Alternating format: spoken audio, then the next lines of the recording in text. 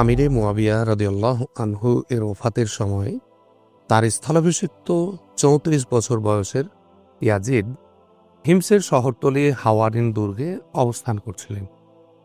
মৃত্যু সংবাদ পাওয়া মাত্র তিনি দ্রুত রাজধানীতে আসেন। ততক্ষণে মুয়াবিয়া রাদিয়াল্লাহু আনহু এর দাফন সমাধা হয়ে গেছে। ইয়াজিদ রাষ্ট্রের গোত্রপ্রধান এবং দামেস্কবাসীর প্রতি শোক প্রকাশমূলক বক্তব্য দিলেন। হামদ এবং সানা পাঠ করার পর তিনি বললেন, মুয়াবিয়া রাদিয়াল্লাহু আনহু নিঃসন্দেহে আল্লাহর একজন বান্দা। আল্লাহ তাকে পুরস্কৃত করেছেন এবং সম্মানিত করেছেন। অতঃপর তাকে কাছে ডেকে নিয়েছেন। তিনি পরবর্তীদের চেয়ে উত্তম এবং পূর্ববর্তীদের তুলনায় নিম্নতম ছিলেন। আমি আল্লাহর কাছে তাকে নিষ্পাপ অভিহিত করব না, কেননা তিনি তার অবস্থা ভালো জানেন। যদি তাকে ক্ষমা করা হয় তাহলে সেটা হবে আল্লাহর দয়ার কারণে, আর যদি তিনি পাকড়াও হন তাহলে সেটা হবে তার ভুলের কারণে। তারপরে অর্থাৎ পরবর্তী খলিফা রূপে আমাকে দায়িত্ব অর্পণ করা হয়েছে। আমি নিজে এর জন্য চেষ্টা করিনি, তবে আল্লাহ যা মঞ্জুর করেন তা মঞ্জুর হয়ে যায়। আপনারা আল্লাহকে স্মরণ করবেন এবং ক্ষমা প্রার্থনা করবেন। আমিরে মুয়াবিয়া রাদিয়াল্লাহু আনহু এর শাসনামলের শেষ দিকে কুফায় নোমান ইবনু বশির রাদিয়াল্লাহু আনহু এবং বসরায় উবাইদুল্লাহ ইবনু জিয়াদ এবং মদিনায় ওয়ালিদ ইবনু উতাবা রাদিয়াল্লাহু আনহুমা গভর্নর ছিলেন। ইয়াজিদ এ সময় তাদেরই বহাল রাখেন। ক্ষমতায় আরোহণের পর তিনি সমগ্র ইসলামী দুনিয়ায় আমিরে মুয়াবিয়া রাদিয়াল্লাহু আনহু এর ওফাতের সংবাদ এবং নিজের খেলাফতের বায়াতের জন্য দূত এবং প্রতিনিধি প্রেরণ করলেন। মুয়াবিয়া রাদিয়াল্লাহু আনহু এর জীবদ্দশাতেই হুসাইন ইবনু আলী রাদিয়াল্লাহু আনহু ও তার সাথে আবদুল্লাহ ইবনু জুবাইর রাদিয়াল্লাহু আনহু এর অভিমত ছিল, পরিবারতন্ত্র থেকে গা বাঁচিয়ে খোলাফায়ে রাশিদিনের শাসনামলের প্রশস্ত ভিত্তি শুরা ব্যবস্থাকে ওই রূপেই ফিরিয়ে আনা উচিত, আর উম্মতের শাসনের লাগাম উত্তম ব্যক্তির হাতেই থাকা উচিত। এজন্য তারা ইয়াজিদের পরবর্তী খলিফা রূপে মনোনয়নের বায়াত থেকেও নিজেদের গুটিয়ে রেখেছিলেন। এ দুজন যখন বায়াত গ্রহণ করলেন না, ইয়াজিদের উচিত ছিল এ দুজনকে তার বায়াতে বাধ্য করার চেষ্টা না করা। আলী রাদিয়াল্লাহু আনহু তার যুগে অনেক ব্যক্তিকে নিরপেক্ষ থাকতে দিয়েছেন, এতে তাদের প্রতি সম্মান প্রদর্শনে কোনো কমতি করেননি। মুয়াবিয়া রাদিয়াল্লাহু আনহুও ইয়াজিদের মনোনয়নের বায়াত না করা প্রবীণ সাহাবীদের তাদের ইচ্ছার বিরুদ্ধে চলতে বাধ্য করেননি। এটা ইয়াজিদের প্রথম ভুল ছিল যে সে দুজন শ্রদ্ধাভাজন ব্যক্তির উপর তাৎক্ষণিক বায়াতের জন্য চাপ সৃষ্টি করে এবং স্বীয় শ্রদ্ধেয় পিতার এই ওসিয়তকে উপেক্ষা করে, যেখানে তাকে সম্ভ্রান্ত ব্যক্তিদের সাথে কঠোরতা অবলম্বনে নিষেধ করা হয়েছিল এবং নিজের মতের উপর জোরাজোরি না করতে গুরুত্বারোপ করা হয়েছিল। ওই ওসিয়ত ভুলে গিয়ে ইয়াজিদ ভুল সিদ্ধান্ত গ্রহণ করে, যার দ্বারা পরিস্থিতি আরও ঘোলাটে হয়। এটি ইয়াজিদ আরও ভুল সিদ্ধান্ত গ্রহণ করে, আর এভাবে পরিস্থিতি নিয়ন্ত্রণের বাইরে চলে যায়। নির্ভরযোগ্য বর্ণনা মতে ইয়াজিদ ক্ষমতায় আরোহণের পর মুয়াবিয়া রাদিয়াল্লাহু আনহু এর আজাদকৃত গোলাম রুজাইককে মদিনার গভর্নর ওয়ালিদ ইবনু উতাবার কাছে এ নির্দেশ প্রদান করে প্রেরণ করেন, তিনি যেন হুসাইন ইবনু আলী রাদিয়াল্লাহু আনহু ইবনু জুবাইর রাদিয়াল্লাহু আনহুকে তাৎক্ষণিক ডেকে পাঠান এবং তাদের কাছ থেকে বায়াত গ্রহণ করেন। এই দূতই মুয়াবিয়া রাদিয়াল্লাহু আনহু এর ওফাতের সংবাদও নিয়ে যাচ্ছিলেন। দূত রুজাইক যখন মদিনায় পৌঁছল তখন রাত হয়ে গিয়েছে। সে দ্বার রক্ষীকে চাপ সৃষ্টি করে গভর্নর ওয়ালিদ ইবনু উতাবার সাথে তৎক্ষণাৎ সাক্ষাৎ করে এবং এ গুরুত্বপূর্ণ পয়গাম পৌঁছে দেয়। ওয়ালিদ ইবনু উতাবা তাৎক্ষণিক আগে আবদুল্লাহ ইবনু জুবাইর রাদিয়াল্লাহু আনহু এবং পরে হুসাইন রাদিয়াল্লাহু আনহুকে গভর্নরের ভবনে ডেকে পাঠান এবং বায়াত তলব বলেন। আবদুল্লাহ ইবনু জুবাইর রাদিয়াল্লাহু আনহু বলেন, এটা না বায়াতের সময়, আর না আমার মতো ব্যক্তি এভাবে একাকী বায়াত নিতে পারে। আপনি কালকে মিম্বরে বসে বায়াত নেবেন। ওই সময় হুসাইন রাদিয়াল্লাহু আনহু সেখানে উপস্থিত হন। যেহেতু ওয়ালিদ ইবনু উতাবা কোমল হৃদয়ের মানুষ ছিলেন, এবং আবদুল্লাহ ইবনে জুবাইর রাদিয়াল্লাহু আনহুয়ের যুক্তিতে আশ্বস্ত হয়েছিলেন, তাই তিনি হুসাইন রাদিয়াল্লাহু আনহুয়ের উপরও বায়াতের জন্য চাপ দিলেন না। তিনি তাদের দুজনকেই চলে যেতে দিলেন, তবে নজরে রাখার জন্য কিছু ব্যক্তিকে পেছন পেছন প্রেরণ করলেন। আবদুল্লাহ ইবনে জুবাইর রাদিয়াল্লাহু আনহু ও হুসাইন রাদিয়াল্লাহু আনহু সরকারের মনোভাব দেখে অনুমান করে ফেলেছিলেন যে যদি তারা বাইয়াত না করেন তাহলে তাদের উপর কঠোর ব্যবস্থা গ্রহণ করা হবে। পক্ষান্তরে বায়াত গ্রহণ করা তাদের ইচ্ছার পরিপন্থী ছিল। আবদুল্লাহ ইবনে জুবাইর রাদিয়াল্লাহু আনহু রাতের শেষ প্রহরে শহর থেকে বেরিয়ে এক অক্ষত পথ ধরে মক্কার রওনা দেন। ওয়ালিদ সকালবেলায় তার অনুপস্থিতির খবর পেয়ে ৩০ বা ৮০ সাওয়ারি তার পিছনেতে প্রেরণ করেন, কিন্তু তাকে পাওয়া যায় না। দু একদিন পর হুসাইন রাদিয়াল্লাহু আনহুও পরিবার সহ মদিনা থেকে মক্কা অভিমুখে রওনার প্রস্তুতি নেন। হুসাইন রাদিয়াল্লাহু আনহু মক্কায় রওনা দেওয়ার আগে বিদায়ী সাক্ষাতে আবদুল্লাহ ইবনে উমর রাদিয়াল্লাহু আনহুর কাছেও গিয়েছিলেন। তিনি তার পরিকল্পনার কথা শুনে বললেন, যেও না, কিন্তু হুসাইন রাদিয়াল্লাহু আনহু তাতে রাজি হলেন না। হুসাইন রাদিয়াল্লাহু আনহু কথাবার্তার সময় আবদুল্লাহ ইবনে উমর রাদিয়াল্লাহু আনহুকে পত্রের সে বান্ডিলগুলোও দেখালেন যা ইরাকবাসী তার কাছে প্রেরণ করেছে।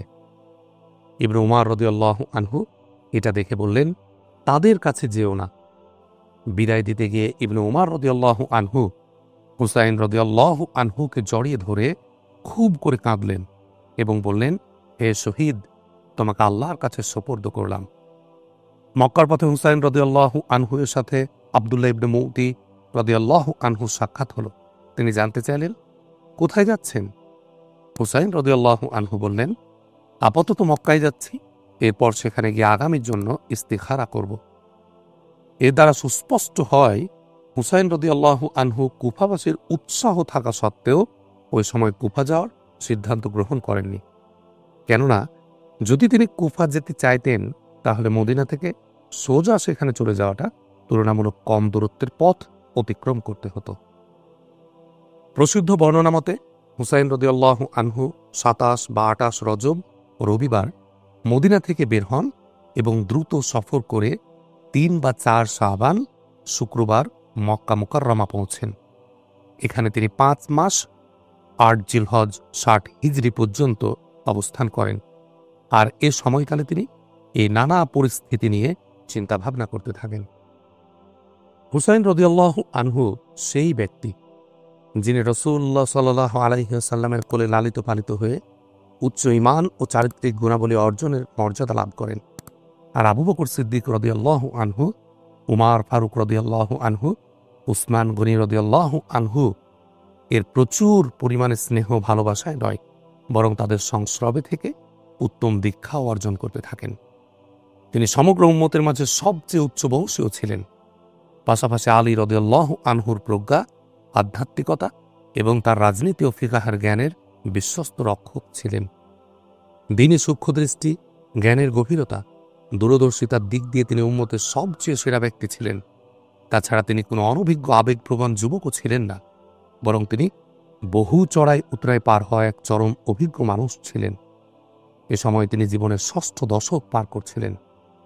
এমন ব্যক্তির ব্যাপারে এ ধারণা পোষণ করা বেশ কঠিন বিষয় যে তিনি শুধু ইয়াজিদের ব্যক্তিগত দুর্বলতা বা তার সম্বন্ধে ছড়িয়ে পড়া অপকর্মকে ভিত্তি করে বায়াত থেকে দূরে থাকছেন। বাস্তবতা হল হুসাইন রাদিয়াল্লাহু আনহু এর দৃষ্টি ইসলামী রাজনৈতিক ব্যবস্থাপনায় সৃষ্ট ওই ছিদ্রের প্রতি ছিল, যা ব্যাহত স্বাভাবিক এবং বর্তমানে সহনীয় মনে হচ্ছিল। কিন্তু তিনি এক অসাধারণ দূরদৃষ্টি সম্পন্ন কৌশলীর মতো ভবিষ্যৎকে বলা যায় খোলা চোখে দেখেছিলেন, যেখানে এই সাধারণ অস্বীকারের ফলাফল কয়েক যুগ অত্যন্ত নেতিবাচক আকারে প্রকাশ হওয়ার ছিল। এই সময়ের পরিস্থিতিটা ছিল ইয়াজিদ খিলাফতের মসনদ অধিষ্ঠিত তো হয়েছে, কিন্তু শাম ব্যতীত অন্য কোথাও মুসলিমদের সমর্থন প্রাপ্তি সহজ হয়নি। দিমাস্ক ছাড়া ইসলামী দুনিয়া আরও বড় বড় রাজনৈতিক কেন্দ্র যেমন মক্কা, মদিনা, কুফা ও বসরা ছিল। হিজাজবাসীর নিকট ইয়াজিদের সরকার কখনো মনোভূত ছিল না। কয়েক বছর আগে যখন ইয়াজিদের মনোনয়নকে কেন্দ্র করে সমস্যা দেখা দিয়েছিল, তখন সবচেয়ে বেশি প্রতিবাদ ও হিজাজের প্রবীণ এবং শীর্ষস্থানীয় ব্যক্তিরাই করেছিলেন। যেমন ওই সময় আব্দুর রহমান ইবনে আবি বকর রাদিয়াল্লাহু আনহু মসজিদ নববীতে প্রকাশ্যে ওই নতুন পদ্ধতিকে কায়সার ও কিসরার প্রথা অভিহিত করেছিলেন। সাদ ইবনু আবি ওয়াক্কাস রাদিয়াল্লাহু আনহু এবং সাঈদ ইবনু জাইদ রাদিয়াল্লাহু আনহু ওই বাইয়াতকে মজলিসে হাজির না হয়ে নিজেদের অসন্তোষ প্রকাশ করেছিলেন। আব্দুল্লাহ ইবনু উমার রাদিয়াল্লাহু আনহু ও বাইয়াতকে অস্বীকার করে গেছেন। হিজাজবাসী যারা এসব প্রবীণ ও শীর্ষস্থানীয় ব্যক্তিদের অনুরাগী ছিল, তারা ইয়াজিদকে মুসলিমদের সন্তুষ্টি এবং ঐক্যমত ব্যতিরেকে জোর জবরদস্তিমূলক চেপে বসা শাসক হিসাবে দেখছিলেন। শীর্ষস্থানীয় সম্মানিত তাবি ইয়াজিদের বাইয়াত থেকে রক্ষা পেতে দেশ ত্যাগ করেন। ওদিকে ইরাকের লোকজনও ইয়াজিদের শাসন মেনে নিতে প্রস্তুত ছিল না, আর তাদের পক্ষ থেকে হুসাইন রাদিয়াল্লাহু আনহুকে প্রেরিত পত্রাবলী এটা প্রকাশ করছিল যে ইয়াজিদের শাসন সেখানে প্রতিষ্ঠিত হতে পারবে না। স্বয়ং ইয়াজিদের কিছু গভর্নরও নিশ্চিত ছিলেন না যে এ নতুন সরকার টিকে থাকতে পারবে কিনা। তাদের নিজের মনে টান ছিল হুসাইন রাদিয়াল্লাহু আনহুর প্রতি। যেমন কুফার গভর্নর নোমান ইবনে বশির রাদিয়াল্লাহু আনহু স্পষ্টভাবে বলতেন, বাহদালের নাতির তুলনায় রাসূলুল্লাহ সাল্লাল্লাহু আলাইহি ওয়াসাল্লামের নাতি আমাদের কাছে বেশি প্রিয়ভাজন। এদিকে ওয়ালিদ হুসাইন রাদিয়াল্লাহু আনহু ও আব্দুল্লাহ ইবনে জুবাইর রাদিয়াল্লাহু আনহু এর বেরিয়ে যাওয়ার পর আব্দুল্লাহ ইবনে মুতি আল আদাবি রাদিয়াল্লাহু আনহু ও মুসআব ইবনু আব্দুর রহমান ইবনু আউফ রাদিয়াল্লাহু আনহুকে গ্রেফতার করে কারাগারে নিক্ষেপ করা হয়। তারা আব্দুল্লাহ ইবনে জুবাইর রাদিয়াল্লাহু আনহু এর ভক্ত ছিলেন। মদিনাবাসী আব্দুল্লাহ ইবনে উমার রাদিয়াল্লাহু আনহু এর কাছে আবেদন করলেন তিনি যেন গভর্নরদের এমন ধরনের কঠোরতা প্রতিহত করেন।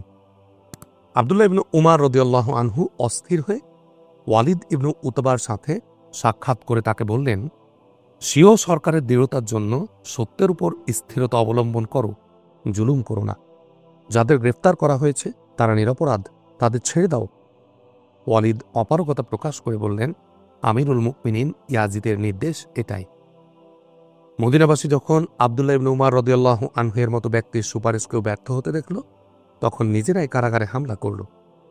এই কর্মসূচিতে আব্দুল্লাহ ইবনে মুতি রাদিয়াল্লাহু আনহু মুক্ত হলেন এবং পালিয়ে গিয়ে মক্কায় আব্দুল্লাহ ইবনে জুবাইর রাদিয়াল্লাহু আনহুর সাথে মিলিত হলেন। হুসাইন রাদিয়াল্লাহু আনহু এবং আব্দুল্লাহ ইবনে জুবাইর রাদিয়াল্লাহু আনহু এর মদিনা থেকে বের হয়ে যাওয়ার সংবাদে ইয়াজিদের অস্থিরতা বেড়ে যায়। তিনি বায়াত গ্রহণে ব্যর্থতার সকল দায় ওয়ালিদ ইবনু উতবার উপর চাপিয়ে দিলেন এবং তাকে দুর্বল মনে করে অব্যাহতি দিলেন। তার স্থলে আমর ইবনু সাঈদ আল আসদাককে নিয়োগ দেন, যে কঠোরতায় বিখ্যাত ছিল। সে রমজান মাসে মদিনায় পৌঁছে এসেই কসম খেয়ে মক্কা মুকাররমায় আক্রমণের ইচ্ছা প্রকাশ করে, যেখানে সব মহান ব্যক্তিবর্গ আশ্রয় নিয়েছেন। তবে আমর ইবনু সাঈদের জন্য তাৎক্ষণিক মক্কায় আক্রমণ সম্ভব হয়নি, কেননা শাওয়াল মাস আসন্ন। হাজিদের কাফেলা মক্কা অভিমুখে রওনা করার জন্য প্রস্তুত। একত্ববাদের অনুসারীরা এই পবিত্র ভূমিতে এমন বরকতময় মাসে রহমতে আলাম রাসূলুল্লাহ সাল্লাল্লাহু আলাইহি ওয়াসাল্লাম ও সিদ্দিক আকবর রাদিয়াল্লাহু আনহু এর দৌহিত্রের মতো মহান ব্যক্তিবর্গের বিরুদ্ধে অভিযানকে কিভাবে সহ্য করতেন। সুতরাং ইয়াজিদের কাছে জিলহজ মাস শেষ হওয়া এবং হাজিদের প্রত্যাবর্তন পর্যন্ত অপেক্ষা করা ছাড়া আর কোনো উপায় ছিল না। এই মুহূর্তের পরিস্থিতি চড়াই উতরায়ের উপর ভাবতে ভাবতে হুসাইন রাদিয়াল্লাহু আনহু ও আব্দুল্লাহ ইবনে জুবাইর রাদিয়াল্লাহু আনহু সময় অসময় দফায় দফায় পরামর্শে বসলেন। পরামর্শে সিদ্ধান্তে পৌঁছলেন কোন উপযুক্ত স্থানকে কেন্দ্র বানিয়ে নিজেদের আন্দোলনকে এগিয়ে নিয়ে যাওয়া উচিত। তবে আন্দোলনের কেন্দ্র নির্দিষ্ট করতে উভয়ের মত ছিল ভিন্ন। আব্দুল্লাহ ইবনে জুবাইর রাদিয়াল্লাহু আনহু মক্কাকে সবচেয়ে নিরাপদ ও উপযুক্ত মনে করলেন, যা ইসলামী দুনিয়ার ইমানি ও আধ্যাত্মিক কেন্দ্র ছিল। সেখানে তাদের সমর্থক কুরাইশ সহ বিশাল সংখ্যক নেককার ও মুত্তাকি ব্যক্তিদের বসবাস ছিল। তিনি চাচ্ছিলেন হুসাইন রাদিয়াল্লাহু আনহু মক্কাকেই কেন্দ্র বানাক। কিন্তু যেভাবে হুসাইন রাদিয়াল্লাহু আনহু এর কাছে কুফা থেকে ক্রমাগত পত্র ও প্রতিনিধি এসে নিজেদের পাকাপোক্ত সমর্থনের আশ্বাস দিচ্ছিল, সে প্রেক্ষাপটে হুসাইন রাদিয়াল্লাহু আনহু ইরাক যাওয়ার জন্য গভীরভাবে ভাবতে শুরু করলেন। তবে হুসাইন রাদিয়াল্লাহু আনহু নিজের জীবনের সাথে জুড়ে যাওয়া বিপদ সম্পর্কে বেখবর ছিলেন না যে যা ইরাকবাসীর প্রতারণা, ওয়াদামাফিক সহায়তা না করা এবং বনু উমাইয়ার পক্ষ থেকে কঠোর আচরণ রূপে সামনে আসতে পারে। হুসাইন রাদিয়াল্লাহু আনহু ইরাকবাসীর অস্থির চিত্ত সম্পর্কেও বেখবর ছিলেন না। ইরাকবাসীর উপর তার অন্ধবিশ্বাস ছিল না, যেমনটা সাধারণভাবে মানুষ মনে করে। এজন্য তিনি ইরাক যেতে তাড়াহুড়াও করেননি। হুসাইন রাদিয়াল্লাহু আনহু এখনও মক্কায় অবস্থান করছেন। এ সময় ইয়াজিদ আবদুল্লাহ ইবনু আব্বাস রাদিয়াল্লাহু আনহু এর কাছে এক পত্র প্রেরণ করলেন, যার দ্বারা এটা প্রকাশ করা হয় যে তিনি হুসাইন রাদিয়াল্লাহু আনহু এর চলাচলের উপর দৃষ্টি রাখছিলেন। তিনি তার থেকে বিদ্রোহের মারাত্মক শঙ্কাগ্রস্ত ছিলেন। এ পত্রে সতর্কতার স্পষ্ট আভাস ছিল।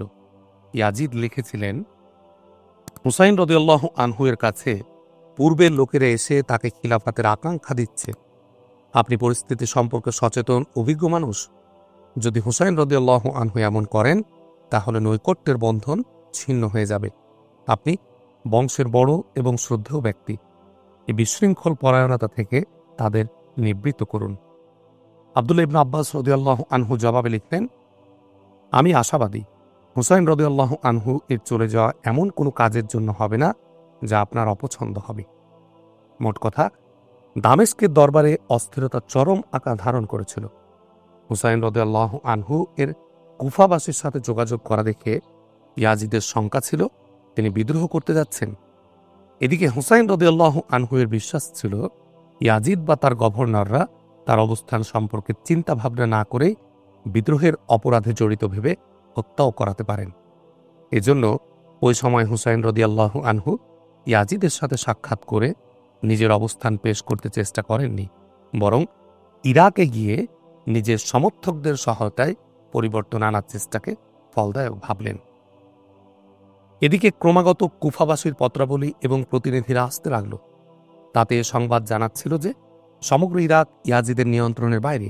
শুধু কুফায় 1,00,000 সশস্ত্র ব্যক্তি হুসাইন রাদিয়াল্লাহু আনহুকে সহায়তা করতে প্রস্তুত। আর স্থানীয় লোকজন গভর্নর নুমান ইবনু বশির রাদিয়াল্লাহু আনহু এর পেছনে জুমার নামাজে পর্যন্ত শরীক হওয়া ছেড়ে দিয়েছে। লোকজন হুসাইন রাদিয়াল্লাহু আনহু এর ভক্ত এবং অনুগত। তিনি ছাড়া আর কারো উপর তারা ভরসা করে না। পরিস্থিতি এ দৃশ্যপট বলছে যে যদি দ্রুত ইরাক যাত্রা করা না হয়, তাহলে সেখানে মারাত্মক হত্যাযজ্ঞ, লুটতরাজ শুরু হয়ে যেতে পারে। কেননা ওখানকার দুর্বল ও অস্থির লোকেরা যে কোনো সময় অনিয়ন্ত্রিত বিদ্রোহ শুরু করে দিতে পারে। 60 হিজরিতে যখন হুসাইন রাদিয়াল্লাহু আনহু কুফা যাওয়ার জন্য ভাবছিলেন, তখন শিয়ারা তাদের প্রাথমিক আকৃতিতে ছিল। রাওয়াফিজের অবস্থা এতটুকু ছিল যে তাদের আলাদা কোনো পরিচিতি ছিল না। হুসাইন রাদিয়াল্লাহু আনহু যেসব লোকের আহ্বানে কুফা যেতে চাচ্ছিলেন, তারা বিশুদ্ধ আকীদার মুসলিম হিসাবে পরিচিত। আর তাদের মধ্যে কিছু বড় ভালো মানুষ ও নিষ্ঠাবান ব্যক্তিও ছিলেন। সাধারণ মুসলিমদের সাথে তাদের চিন্তা দর্শনের পার্থক্য শুধু এতটুকুই ছিল যে এরা আলী রাদিয়াল্লাহু আনহুকে উসমান রাদিয়াল্লাহু আনহু এর উপর গুরুত্ব দিত। এতদ সত্ত্বেও পরবর্তী পরিস্থিতি বলছে কুফার এমন কিছু ভালো মানুষ ও নিষ্ঠাবান ব্যক্তিও কোনো ষড়যন্ত্রের হাতিয়ার হয়ে গিয়েছিলেন। ষড়যন্ত্র বেশ পরিপক্ক ও পরিকল্পিত ছিল, আর এর লক্ষ্য মুসলিমদের মাঝে গৃহযুদ্ধ শুরু করানো ছাড়া আর কিছুই ছিল না। হিজাজের প্রবীণ এবং শীর্ষস্থানীয় ব্যক্তিগণ কুফার ইতিহাস সম্পর্কে ভালোভাবেই অবগত ছিলেন।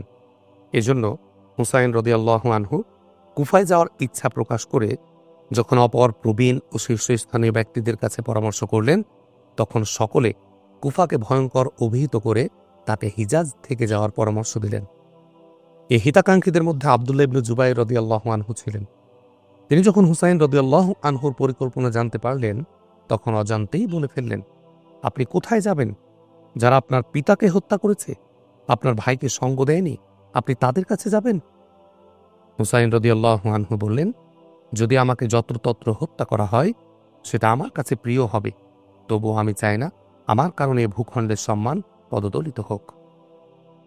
যখন পত্র ও প্রতিনিধি দলের সারি লেগে যাওয়ায় হুসাইন রাদিয়াল্লাহু আনহু অনুভব করলেন কুফা গিয়ে তার সৎ সংকল্প পুরা হতে পারে, তখন তিনি সেখানে যাওয়ার সিদ্ধান্ত নেন।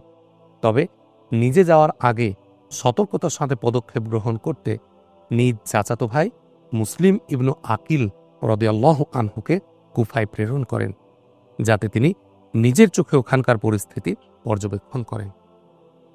মুসলিম ইবনু আকিল রাদিয়াল্লাহু আনহু কুফায় পৌঁছে শহরের অন্যতম মুখলিস নিষ্ঠাবান মুসলিম হানি ইবনু উরওয়ার মেহমান হলেন। বিশাল সংখ্যক কুফাবাসী তার কাছে সমবেত হল। কুফার গভর্নর নুমান ইবনু বাসির রাদিয়াল্লাহু আনহু একজন আলিম এবং বিদগ্ধ সাহাবী ছিলেন। দ্বিতীয় হিজরিতে জন্মগ্রহণ করেন। 114টি হাদিসের রাবি এবং উঁচু মানের খতিব। মুসলিম ইবনু আকিলের আগমন ও তার কার্যক্রম সম্বন্ধে অবগত হওয়া সত্ত্বেও নুমান ইবনু বাসির রাদিয়াল্লাহু আনহু তাকে বাধা দেননি। কুফার কতিপয় রুক্ষ মেজাজের কর্মকর্তা নুমান ইবনু বাসির রাদিয়াল্লাহু আনহুর এই উদারতা নিয়ে সমালোচনা করে এবং তাকে দুর্বল হিসাবে তিরস্কার করে। তিনি বলেন, আল্লাহর আনুগত্যের সীমার মধ্যে থেকে দুর্বলতার দোষে দোষী হওয়া আমি পছন্দ করি, তবে এটা আমার পছন্দ নয় যে আল্লাহর নাফরমানি করে শক্তিশালী বলে অভিহিত হব। আবু মিখনাফের বর্ণনায় নুমান ইবনু বাসির রাদিয়াল্লাহু আনহু এর মুসলিম ইবনু আকিলের সঙ্গীদের ব্যাপারে এ বাক্যও বিদ্যমান রয়েছে, আমি সংশয়, সন্দেহ বা অপবাদের ভিত্তিতে গ্রেফতার করব না। হ্যাঁ, যদি এটা প্রকাশ পায় যে তোমরা খলিফার বাইয়াত ভঙ্গ করেছ এবং নেতার বিরোধিতা করেছ, তাহলে আল্লাহর কসম তরবারি দিয়ে কাজ উদ্ধারে বিন্দুমাত্র ত্রুটি করব না।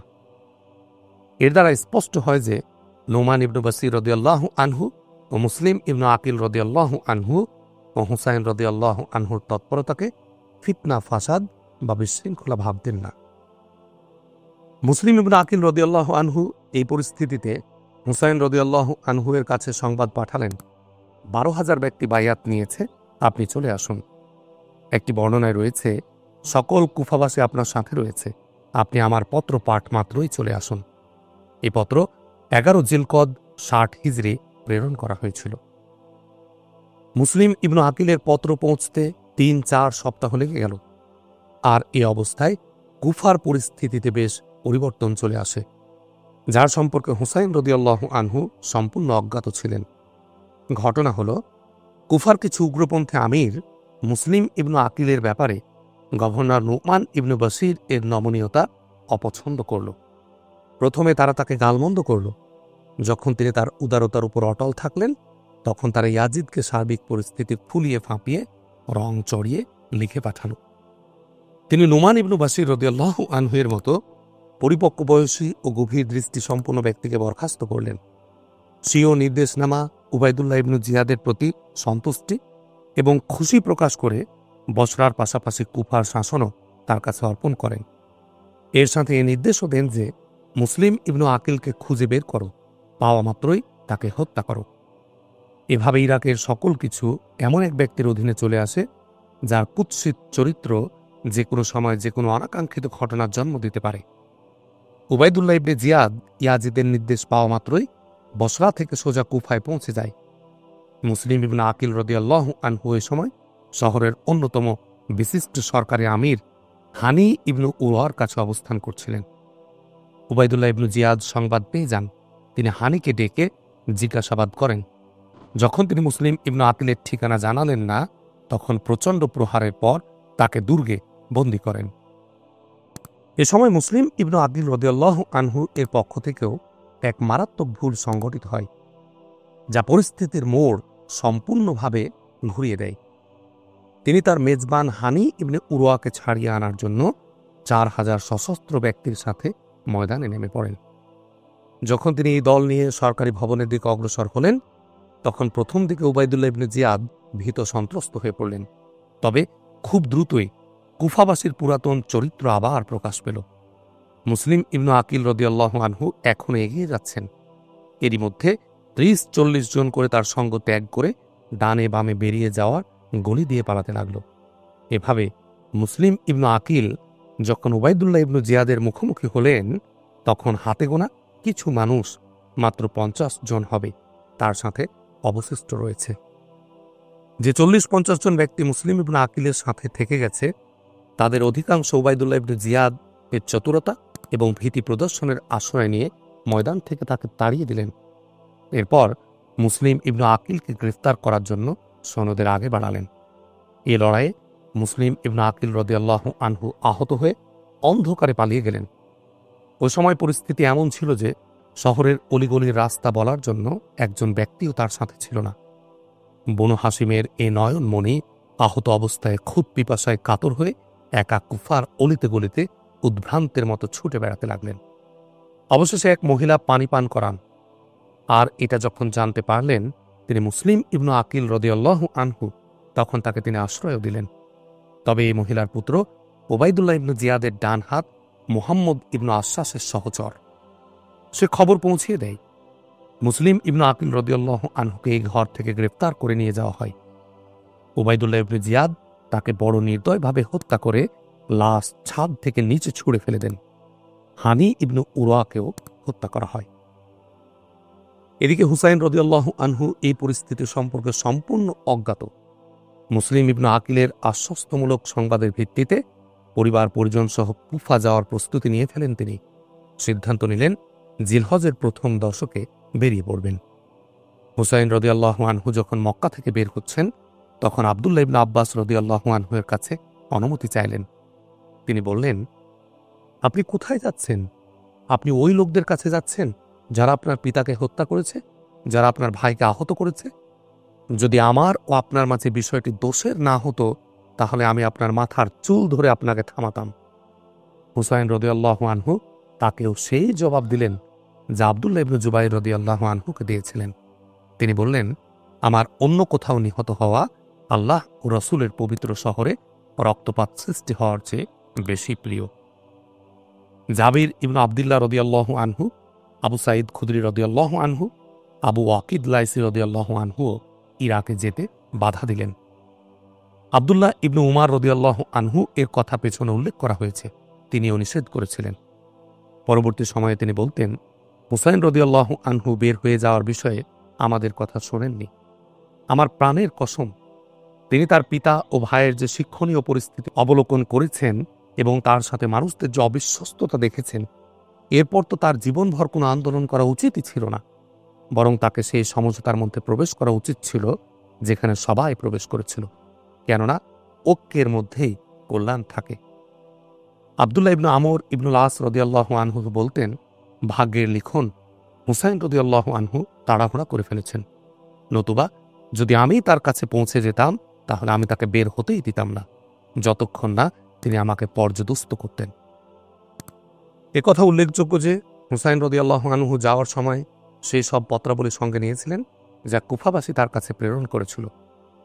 সম্ভবত এর কারণ ছিল, যদি কুফাবাসী বিশ্বস্ততা ও আনুগত্যের শপথের কথা ভুলে যায়, তাহলে তিনি বিশ্বস্ততা ও আনুগত্যের শপথ করা ওই পত্রাবলী দেখিয়ে তাদের লজ্জা দিতে পারেন।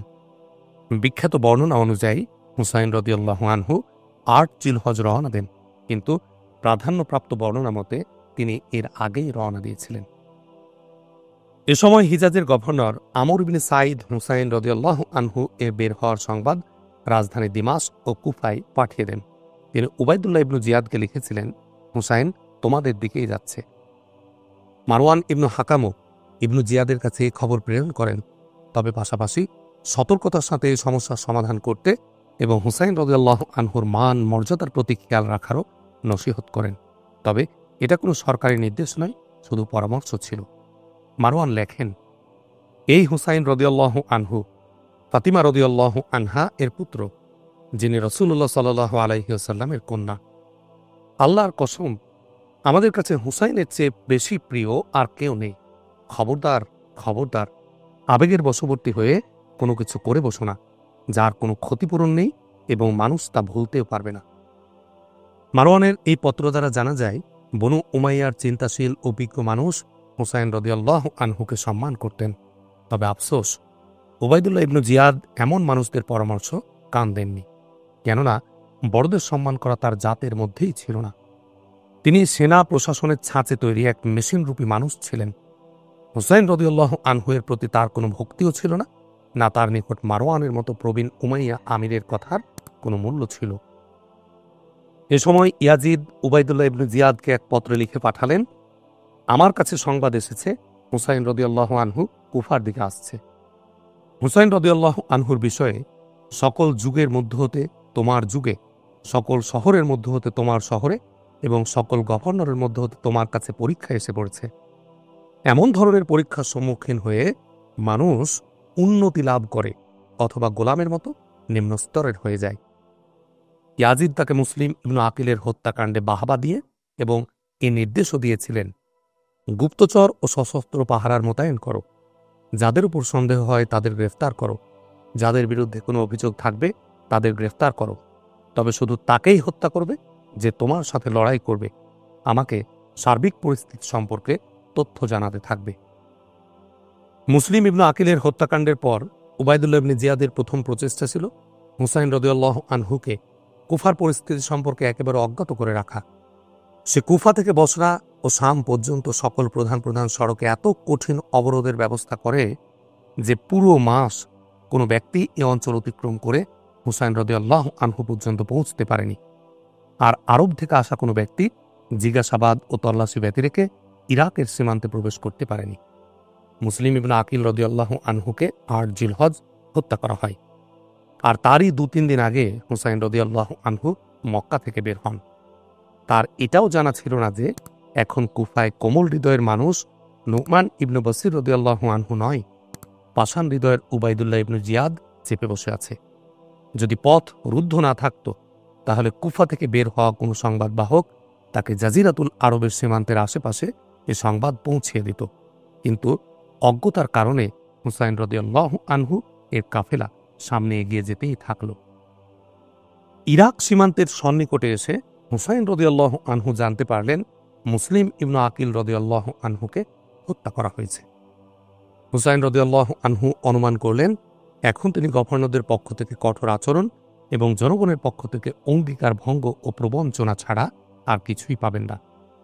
আর উবাইদুল্লাহ ইবনু জিয়াদ তাকে মুসলিম ইবনু আকিল রাদিয়াল্লাহু আনহু ও হানি ইবনু উরওয়ার মতো আচরণের লক্ষ্য বানাবে। এজন্য তিনি এটাই উত্তম মনে করলেন যে হিজাজ ফিরে যাবেন।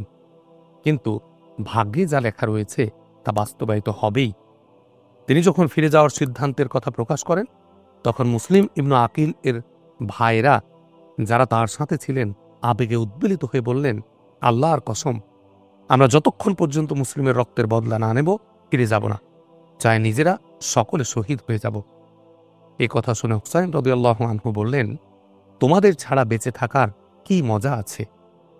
ওই যুবকরা একথাও বলল, আপনি ফিরে যাচ্ছেন কেন, যেখানে আমাদের ভাই সেখানে নিহত হয়েছেন এবং আপনার কাছে ওই লোকদের পত্রাবলীও রয়েছে যাদের উপর আপনার আস্থা রয়েছে।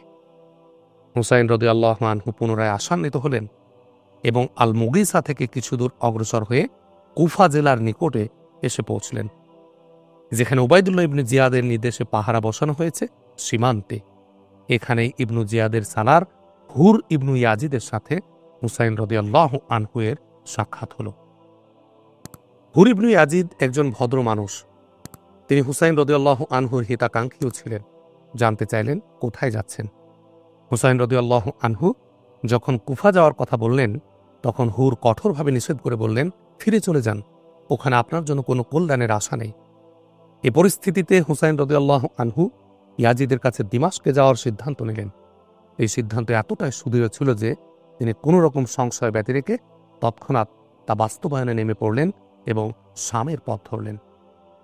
উবাইদুল্লাহ ইবনু জিয়াদ এটাই চাচ্ছিল যে তাকে আসতে দাও এবং তৎক্ষণাৎ গ্রেফতার করো। এটা প্রমাণ হোক যে আমি এত বড় রাজনীতিবিদ যে হুসাইন রাদিয়াল্লাহু আনহুর মতো বড় নেতাকে নিজের ফাঁদে আটকে দিয়েছি।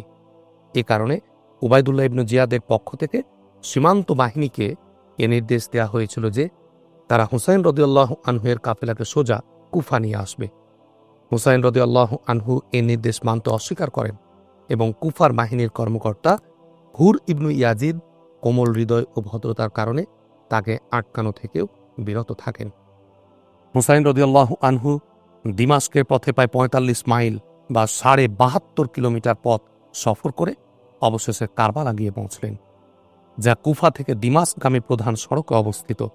এখানে ফোরাত নদীর তীর সন্নিকট ছিল, যাকে আত্তাফ বলা হতো। এ পরিস্থিতিতে ইবনু জিয়াদ হতভম্ব হয়ে গেল। সে উমার ইবনু সাদকে রেই বা তেহরান এর গভর্নর পদের ওয়াদা দিয়ে এ অভিযানের দায়িত্ব অর্পণ করল। তাকে বলা হলো, হুসাইন রাদিয়াল্লাহু আনহু এর বিষয়টি সামলাও, অর্থাৎ তাকে কোনো নিরাপত্তার ওয়াদা ব্যতি রেখে নিঃশর্তভাবে গ্রেফতার করে কুফায় নিয়ে আসো। আর যদি তিনি নিজেকে ধরা না দেন তাহলে তাকে হত্যা করে ফেলবে। যেহেতু হুসাইন রাদিয়াল্লাহু আনহু এর মতো মহান ব্যক্তির উপর হাত তোলা কিয়ামত পর্যন্ত বদনাম কুড়ানোর নামান্তর, এজন্য উমার ইবনু সাদ অপারগতা প্রকাশ করল। কিন্তু ইবনু জিয়াদ পদ কেড়ে নেয়ার, ঘরবাড়ি ধ্বংস করে দেয়ার এবং গর্দান উড়িয়ে নেয়ার হুমকি দিল। উমার ইবনু সাদ সকাল পর্যন্ত সময় চাইল এবং রাতভর চিন্তা ভাবনা করল। অন্তর ও মস্তিষ্কের লড়াইয়ের মস্তিষ্কের জয় হল। সকালে এসে সে প্রস্তুতির কথা প্রকাশ করল এবং সৈন্য নিয়ে কারবালায় গিয়ে পৌঁছল। ময়দানে কারবালায় হুসাইন রাদিয়াল্লাহু আনহুয়ের সাথে সরকারি বাহিনীর কর্মকর্তা উমার ইবনু সাদ, শিমার ইবনু জিল জাউসান এবং হুসাইন ইবনু নুমাইর কথা হয়। হুসাইন রাদিয়াল্লাহু আনহু আল্লাহ ও দ্বীনের দোহাই দিয়ে তাদের বলেন, আমাকে আমিরুল মুমিনিনের কাছে যেতে দাও, আমি তার হাতে আমার হাত দিয়ে দেব বা বাইয়াত নেব। এটা এতটা যৌক্তিক ও স্পষ্ট দাবি ছিল, যার উপর প্রশাসকের সকল গলিত অভিযোগ দূর হয়ে যাওয়া উচিত ছিল। কিন্তু উবাইদুল্লাহ ইবনু জিয়াদের পক্ষ থেকে হুসাইন রাদিয়াল্লাহু আনহুকে নিঃশর্তরূপে গ্রেফতারের নির্দেশ ছিল। এজন্য বাহিনীর কর্মকর্তারা জবাব দিল, এটা ছাড়া আর কোনো পথ নেই, আপনি ইবনু জিয়াদের সিদ্ধান্তের উপর নিজেকে অর্পণ করবেন। সকল পথ রুদ্ধ দেখে হুসাইন রাদিয়াল্লাহু আনহু দ্বিতীয়বার প্রশাসনের লোকদের কাছে 3টি প্রস্তাব প্রদান করলেন। 1, যেখান থেকে এসেছি সেখানে ফিরে যাওয়ার অনুমতি দেয়া হোক, অথবা 2, ইয়াজিদের কাছে যাওয়ার সুযোগ দেয়া হোক, অথবা 3, কোনো সীমান্তের দিকে চলে যেতে দেয়া হোক। উমার ইবনু সাদ মেনে নিলেন।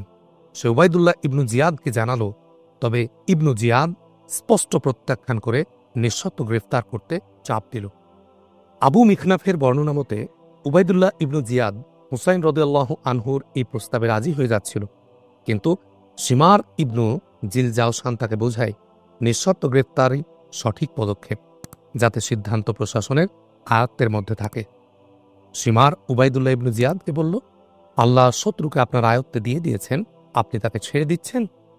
ইবনু জিয়াদের সিদ্ধান্ত এমনই ছিল, সুতরাং এ প্রস্তাব প্রত্যাখ্যান করে দেয়া হয়। শিমারের অভিমতের উপর সিদ্ধান্ত দেয়ায় উবাইদুল্লাহ ইবনু জিয়াদের নিজস্ব ভূমিকা নিষ্কলুষ হয়ে যায়। মূলত শিমার ইবনু জিয়াদের মনের কথা বলে দিয়েছিল, নতুবা সে কোনো দুধের বাচ্চা ছিল না যে শিমার তাকে ভুল পথে নিয়ে যাবে। আরও একবার হুসাইন রাদিয়াল্লাহু আনহুকে নিঃশর্তভাবে ধরা দিতে রাজি করাতে প্রচেষ্টা চালানো হলো, কিন্তু এমনটি করা শুধু নবী পরিবারের সম্মান ও মান মর্যাদার পরিপন্থী ছিল, বরং এটা সেই মহান উদ্দেশ্যকেও নিজেদের হাত সদা সর্বদার জন্য নিষ্পেষিত করার নামান্তর ছিল, যার জন্য ফাতিমা নন্দন নিজের ও নিজের পরিবারের জীবন বাজি রেখেছেন। এজন্য তিনি বললেন, এমনটা কখনো হতে পারে না। আলাপ আলোচনা শেষ হওয়ার পরও উমার ইবনু সাদ যুদ্ধ শুরু করতে কালক্ষেপণ করছিলেন। তবে উবাইদুল্লাহ ইবনু জিয়াদ কুফায় বসে প্রতিটি মুহূর্তের সংবাদ নিচ্ছিল। সে জুয়াইরিয়া ইবনু বদর তামিমিকে এ নির্দেশ দিয়ে প্রেরণ করল, উমার ইবনু সাদকে বলো হুসাইন ও তার সঙ্গীদের সাথে তাড়াতাড়ি শুরু করতে, নতুবা তার গর্দান উড়িয়ে দেয়া হবে। উমার ইবনু সাদ এ হুমকি শুনে অতি দ্রুত অস্ত্রশস্ত্রে সজ্জিত হল এবং যুদ্ধ শুরুর ঘোষণা করল। হুসাইন রাদিয়াল্লাহু আনহু আলোচনাকে নিষ্ফল দেখে নিজের কাতারের দিকে ফিরে যেতে লাগলেন। অক্টোবর মাস, হালকা শীতের মৌসুম, এজন্য তিনি জুব্বা পরিধান করেছিলেন। উমার ইবনু সাদের বাহিনীর অন্যতম সদস্য উমার তাহবি তার পিঠে তীর নিক্ষেপ করে। বলা বাহুল্য, এটা যুদ্ধের ঘোষণা। তীর হুসাইন রাদিয়াল্লাহু আনহু এর জুব্বার ভেতর উভয় কাদের মধ্যবর্তী স্থানে বিদ্ধ হয়ে যায়। এ সময় কুফার অশ্ববাহিনীর সালার হুর ইবনু ইয়াজিদের অন্তর জেগে ওঠে। বাহিনীকে যুদ্ধের প্রস্তুতি নিতে দেখে তিনি অন্য কর্মকর্তাদের তিরস্কার করে বললেন, তোমরা কি হুসাইন রাদিয়াল্লাহু আনহু এর আবেদন গ্রহণ করবে না? আল্লাহর কসম, যদি তুর্কিস্তান ও দাইলামের কাফিররাও তোমাদের কাছে এমন আবেদন করত, তাহলে তা প্রত্যাখ্যান করা জায়েজ হতো না। একথা ওই কর্মকর্তাদের উপর কোনো প্রভাব ফেলল না। তখন হুর তার ঘোড়ার মুখ ঘুরিয়ে নিলেন এবং হুসাইন রাদিয়াল্লাহু আনহু ও তার সঙ্গীদের দিকে ছুটে চললেন। তারা ভাবলেন কেউ লড়াই করতে আসছে। হুর নিকটে এসে নিজের ঢাল উল্টা করে ধরলেন, যা সন্ধির ইঙ্গিত করছিল, এবং সবাইকে সালাম দিলেন। এরপর ইবনু জিয়াদের বাহিনীর উপর হামলা করে বসলেন। তাদের দুজনকে হত্যা করলেন এবং নিজেও শাহাদাতের অমীয় সুধা পান করলেন। এখন উভয় পক্ষ তরবারি হাতে নিয়ে সামনাসামনি দাঁড়িয়ে গেল। ইবনু জিয়াদের সৈন্যরা লড়াই উস্কে দিতে ফাতিমা নন্দনের অবমাননা শুরু করে দেয়। এক দুর্ভাগা দাঁড়িয়ে আওয়াজ দিল, তোমাদের মাঝে কি হুসাইন আছে? জবাব এলো, হ্যাঁ। ওই দুর্ভাগা বলল, তাকে দোজখের সুসংবাদ দাও। হুসাইন রাদিয়াল্লাহু আনহু বললেন, না, বরং আল্লাহ যার আনুগত্য করা হয় তিনি ক্ষমাশীল ও দয়ালু মেহেরবান। এরপর তিনি জানতে চাইলেন, আচ্ছা তুমি কে? সে বলল, আমি ওয়াজের পুত্র। তিনি অজান্তেই বলে উঠলেন, আয় আল্লাহ, ওকে দোজখে টেনে নাও। তৎক্ষণাৎ ওই ব্যক্তির ঘোড়া লাফিয়ে উঠে পালাতে থাকে এবং তার পা রেকাবে আটকে যায়। ছেঁচড়াতে ছেঁচড়াতে পুরো শরীর ছিন্ন ভিন্ন হয়ে গেল, রেকাবে শুধু তার পা রয়ে গেল। হুসাইন রাদিয়াল্লাহু আনহু এর ভাদুষপুত্র সাহেবজাদা আবদুল্লাহ অত্যন্ত সুন্দর ছিলেন। কুফার এক সৈনিক তাকে দেখে বলল, তাকে আমি অবশ্যই হত্যা করব। অন্যরা তাকে বুঝাতে চেষ্টা করল, তাকে হত্যা করার দ্বারা তোমার কি লাভ? সে ছুটতে লাগল। সে হাতিয়ার দিয়ে আবদুল্লাহর উপর চড়াও হল। সে যখন আবদুল্লাহর উপর আক্রমণ করল তখন তিনি চিৎকার করে উঠলেন, আয় চাচা! হুসাইন রাদিয়াল্লাহু আনহু আওয়াজ শোনা মাত্রই বলে উঠলেন, এমন ব্যক্তির ডাকে আমি হাজির যার সাহায্যকারী কম ও শত্রু বেশি। এ কথা বলেই তিনি কুফার ওই সৈনিকের উপর আক্রমণ করে বসলেন, তার হাত কেটে ছুঁড়ে ফেললেন। অতঃপর দ্বিতীয় আক্রমণে তাকে মেরে ফেললেন। এরপর ব্যাপক যুদ্ধ শুরু হয়ে গেল। কুফার কিছু মানুষ যুদ্ধের দৃশ্য দেখার জন্য যুদ্ধের ময়দানের কাছে টিলায় গিয়ে পৌঁছে তারা চোখের পানি ফেলে দৃশ্য দেখছিল আর আল্লাহর সাহায্য অবতরণের দোয়া করছিল। কিন্তু কাপুরুষতার অবস্থা এমন ছিল যে সামান্য নিচে নেমে হুসাইন রাদিয়াল্লাহু আনহুয়ের সাহায্যে তারা এগিয়ে যায়নি। কেউ একজন বলল, আল্লাহর দুশমনেরা, তোমরা নিচে নেমে তার সাহায্যে এগিয়ে যাচ্ছ না কেন? তবে তারা এই প্রশ্নের না কোনো জবাব দিল, না কার্যকর কিছু করতে পারল। ওই সময় হুসাইন রাদিয়াল্লাহু আনহুয়ের সাথে প্রায় 100 ব্যক্তি ছিলেন। তার মধ্যে হুসাইন রাদিয়াল্লাহু আনহুয়ের 5 পুত্র এবং বনু হাশিমের 16 জন ব্যক্তি সহ বনু সুলাইম ও বনু কিনানার একজন মিত্রও ছিলেন। ইবনু উমার ইবনু জিয়াদ নামের ব্যক্তিও তাদের মধ্যে সামিল ছিলেন। অবশেষে এই রক্তাক্ত লড়াইয়ের সরকারি বাহিনীর হাতে হুসাইন রাদিয়াল্লাহু আনহুয়ের সকল সঙ্গী শহীদ হয়ে যান। তার মধ্যে 10 জনের বেশি যুবক তারই পরিবারের। একটি তীর এসে হুসাইন রাদিয়াল্লাহু আনহু এর ও নিষ্পাপ শিশুকেও বিদ্ধ করে, যিনি তার কোলে ছিলেন। হুসাইন রাদিয়াল্লাহু আনহু তার রক্ত মুছতে মুছতে বললেন, হে আল্লাহ, আমাদের ও তাদের মাঝে তুমিই ন্যায় বিচার করো। তারা আমাদের এজন্য ডেকেছে যে তারা আমাদের সাহায্য করবে, আর এখন তারা আমাদের হত্যা করছে। হুসাইন রাদিয়াল্লাহু আনহু নিশ্চিত হলেন যে এরা শুধু তাকে হত্যা করেই ক্ষান্ত হবে না, বরং তার লাশ থেকে কাপড় খুলে নিতেও দ্বিধা করবে না। তিনি পরিবারের লোকদের বললেন, আমাকে এমন সাধারণ একটি কাপড় দাও যা খুলে নিতে কেউ পছন্দ করবে না। এটা আমি পোশাকের নিচে পরিধান করে নেব, যাতে আমাকে উলঙ্গ না করা হয়। মেয়েরা একটি পুরাতন চাদর দিলেন। তিনি সেটাকে ছিঁড়ে পোশাকের নিচে পরিধান করলেন। তারপর তরবারি নিয়ে বেরিয়ে পড়লেন। কিছুক্ষণ রক্ত ঝরা লড়াই চলল। অবশেষে হুসাইন রাদিয়াল্লাহু আনহু বেশ সাহসিকতার সাথে লড়াই করতে করতে শহীদ হয়ে গেলেন। খুনিরা ওই চাদর ব্যতীত তার অবশিষ্ট কাপড় খুলে নেয় এবং তার মাথা মুবারক দেহ থেকে আলাদা করে ফেলে। ইন্না লিল্লাহি ওয়া ইন্না ইলাইহি রাজিউন। এরপর খুনিরা হুসাইন রাদিয়াল্লাহু আনহুর বিচ্ছিন্ন মাথা নিয়ে কুফার সরকারি ভবনে পৌঁছায়। ইবনু জিয়াদকে সংবাদ দিতে গিয়ে নিচের কবিতাও তারা আবৃত্তি করে, আউকির রিকাবি ফিদ্দাতান ওয়া জাহাবা ফা ইন্নী কতালতুল মালিকাল মুহাজ্জাবা। আমার শাওরিকে স্বর্ণরূপে বোঝাও করে দাও, আমি ওই বাদশাকে হত্যা করেছি যিনি পাহারা বেষ্টিত থাকতেন। কতালতু খয়রান নাসি উম্মা ওয়া আবা ওয়া খয়রাহুম ইয়ানসিবুনা নাসাবা। আমি দুনিয়ার সর্বোত্তম পিতামাতার সন্তানকে হত্যা করেছি, যিনি নাম ও বংশনামা গণ্য করার সময় সবার চেয়ে উঁচু গণ্য হতেন। মাথা মুবারককে একটি তস্তরিতে রেখে উবাইদুল্লাহ ইবনে জিয়াদের সামনে পেশ করা হলো। হুসাইন রাদিয়াল্লাহু আনহুর চুলে খেজাব লাগানো ছিল। উবাইদুল্লাহ ইবনু জিয়াদের অন্তর ছিল পাথর সম। তার উপর কোনো প্রভাব পড়ল না। ছুরি দিয়ে তার চুলগুলো নাড়তে নাড়তে বলল, দেখো, আবু আবদুল্লাহ চুলের শুভ্রতা এসে গেছে। এরপর ছুরি ঠোঁটে রেখে বলল, দাঁত তো বেশ সুন্দর। এ সময় কুফার প্রবীণ ও সম্ভ্রান্ত লোকেরা মজলিসে উপস্থিত ছিলেন। তার মধ্যে আনাস ইবনু মালিক রাদিয়াল্লাহু আনহুও ছিলেন। তিনি বলে উঠলেন, আল্লাহর কসম, আমি তোমাকে রাগান্বিত করব। শোনো, আমি রাসূলুল্লাহ সাল্লাল্লাহু আলাইহি ওয়াসাল্লামকে ওখানে চুম্বন করতে দেখেছি যেখানে তুমি ছুরি রেখেছ। উমার ইবনু সাদ যুদ্ধ শেষে হুসাইন রাদিয়াল্লাহু আনহু এর পরিবার পরিজনকেও উবাইদুল্লাহ ইবনু জিয়াদের কাছে কুফায় পাঠিয়ে দিয়েছিল। উবাইদুল্লাহ ইবনু জিয়াদ পাষাণ হৃদয়ের মানুষ ছিল বটে, তবে সে নারীদের সাথে অসদাচরণ করেনি। একটি পৃথক ঘরে তাদের রেখে খানাপিনা, খরচ, পোশাক ইত্যাদির ব্যবস্থা করে। উবাইদুল্লাহ ইবনু জিয়াদ এই বিষয়টিকে একটি বিদ্রোহী দলের বিষয়ের মতো দেখছিল। তার নিকট বিদ্রোহী বলতেছিলেন হুসাইন রাদিয়াল্লাহু আনহু ও তার পুরুষ সঙ্গীগণ। ঘরের শিশুরা ও নারীরা বিদ্রোহী ছিলেন না, এজন্য সে তাদের কোনো শাস্তিযোগ্য মনে করেনি। কাফিলায় সংশ্লিষ্ট সাইদ পরিবারের সকল পুরুষকে শহীদ করে দেয়া হয়েছিল। শুধু হুসাইন রাদিয়াল্লাহু আনহু এর পুত্র আলী ইবনু হুসাইন রাদিয়াল্লাহু আনহু, যিনি জয়নুল আবেদিন উপাধিতে বিখ্যাত হন, এজন্য বেঁচে যান যে তিনি অসুস্থ ছিলেন এবং তাঁবু থেকে বাইরে বের হতে পারেননি। যখন তিনি কাফেলার নারীদের সাথে কুফা পৌঁছলেন, তখন উবাইদুল্লাহ ইবনু জিয়াদ এটা ভাবে যে তিনিও বিদ্রোহে সামিল ছিলেন। সৈন্যদের নির্দেশ দিল তাকেও হত্যা করো। তার ফুফু জয়নাব বিনতু আলী রাদিয়াল্লাহু আনহা বেশ সাহসী নারী ছিলেন। তিনি জয়নুল আবেদিন রহমাতুল্লাহ আলাইহিকে জাপটে ধরে বললেন, যতক্ষণ আমাকে হত্যা না করবে ততক্ষণ তাকে মারতে পারবে না। উবাইদুল্লাহ ইবনু জিয়াদ নরম হল এবং তাকে ছেড়ে দিল। এরপর সে কাফেলার প্রয়োজনীয় সামগ্রী প্রস্তুত করিয়ে দিয়ে তাদের ইয়াজিদের কাছে দামেশকে পাঠিয়ে দিল। আবু মিখনা প্রমুখের কিছু বর্ণনা ফাতিমা রাদিয়াল্লাহু আনহা এর সন্তানদের সাথে উবাইদুল্লাহ ইবনু জিয়াদ ও ইয়াজিদের কঠোর অসদাচরণের কথা উল্লেখ রয়েছে। যেমন, এ কাফেলার নারীদের কুফা থেকে দিমাশক পর্যন্ত উলঙ্গ মাথায় পায়ে জিঞ্জির বেঁধে উটের উপর বন্দীদের মতো বসিয়ে পাঠানো হয়।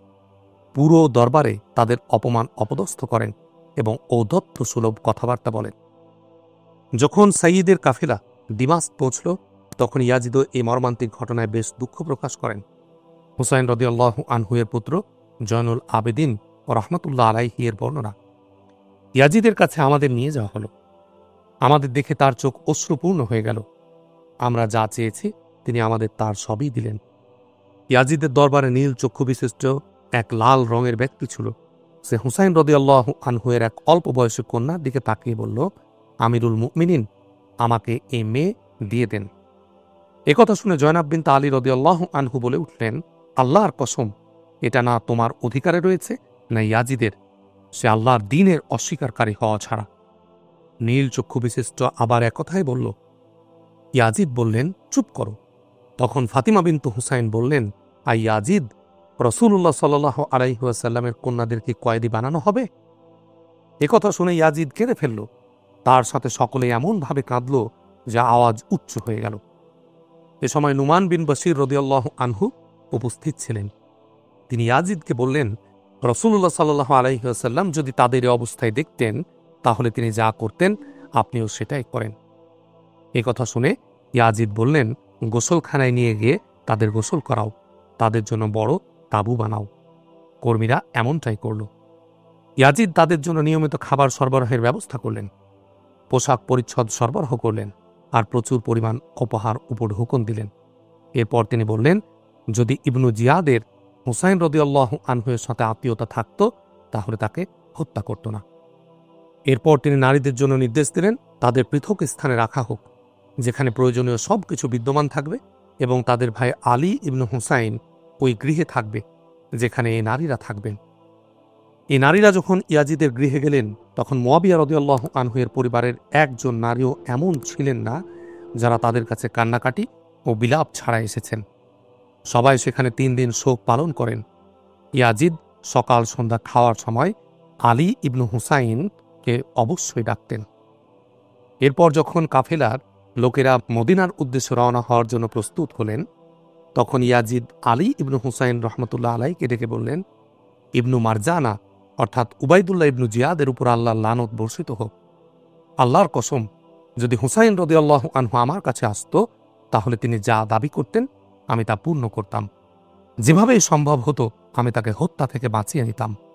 এতে আমার সন্তানদের কেউ মারা গেলেও, তবে আল্লাহর এটাই ইচ্ছা ছিল যা আপনি দেখেছেন। আপনার যা কিছুরই প্রয়োজন হবে লিখে পাঠাবেন। ইয়াজিদ হাশিমি কাফেলাকে মদিনায় পৌঁছানোর জন্য সচ্চরিত্রবান ব্যক্তি নির্দিষ্ট করে দেন। তাদের সর্দারকে সাইয়্যিদ পরিবারের সদস্যদের সাথে সদাচরণের আদেশ করেন। সুতরাং তারা তাদের নিয়ে বেরিয়ে পড়ল। তাদের নিয়ে রাতের বেলায় যাত্রা করত এবং সামনে রাখত, যাতে তারা মুহূর্তের জন্যও চোখের আড়াল না হয়। যখন তারা কোথাও ছানি ফেলতেন, তখন এই ভৃত্যরা তাদের থেকে দূরে সরে যেত এবং তাদের আশেপাশে পাহারা দিত। এমন স্থানে তাদের থামাত যেখানে অজু ও অন্যান্য প্রয়োজনীয় কাজে কোনো ব্যাঘাত না ঘটে। ভৃত্যরা তাদের প্রয়োজন মেটানোর জন্য সর্বাত্মক খেয়াল রাখত। ভালো আচরণ করতে করতে মঞ্জিলের পর মঞ্জিল অতিক্রম করে তাদের মদিনায় নিয়ে আসে। কাফেলার সাথে আসা লোকদের ভালো আচরণে মুগ্ধ হয়ে ফাতিমা বিনতু আলী কাফেলার সালারকে খিদমতের পুরস্কার স্বরূপ গয়না খুলে প্রদান করেন এবং আচরণে কোনো ত্রুটির জন্য ক্ষমাও করে দেন। সালার জবাবে বললেন, যদি পার্থিব কোনো উদ্দেশ্যে সদাচরণ করা হতো তাহলে এ গয়না কেন, বরং এর চেয়েও কম মূল্যের জিনিস আমাকে খুশি করার জন্য যথেষ্ট হতো। কিন্তু আমি শুধু আল্লাহ ও রসুল্লাহ সাল্লাহ আলাইসাল্লামের আত্মীয়তার খাতিরে এমনটা করেছি। এভাবে এ কাফেলা যখন মদিনায় প্রবেশ করল, তখন অভ্যর্থনাকারীদের মধ্যে হুসাইন রাদিয়াল্লাহু আনহু এর চাচাতো বোন জয়নাব বিনতু আকিলও ছিলেন। তিনি কাঁদতে কাঁদতে এ কবিতা আওড়াচ্ছিলেন, মাজা তাকুলুনা ইন ক্বালা নাবিয়্যুন লাকুম মাজা ফাআলতুম ওয়া আনতুম আখিরু উমাম। হে লোকেরা, তোমরা কি জবাব দেবে যখন নবী সাল্লাল্লাহু আলাইহি ওয়াসাল্লাম তোমাদের জিজ্ঞাসা করবেন, তোমরা আখিরি উম্মত হয়ে কি করেছ? বেতরাতি অবি আহলি বাদা মুফতাকদি মিনহুম উসারাই অকতলি দুর্রিজু বিদামি। আমার পরে আমার সন্তান ও পরিবারের সাথে কি ব্যবহার করেছ? তাদের মধ্যে কেউ হয়েছেন বন্দী, কাউকে শহীদ করে রক্ত মাটিতে লুটিয়ে দেয়া হয়েছে। মা কানা হাজা জাযাই ইজ নাসাহতু লাকুম আন তুখলিফুনি বিসুই ফি জাওয়ি রহিমি। আমি তোমাদের যে পথ প্রদর্শন করেছিলাম, এর বিনিময় তো এটা হওয়া উচিত ছিল না যে আমার পরে আমার নিকট আত্মীয়ের সাথে দুর্ব্যবহার করবে।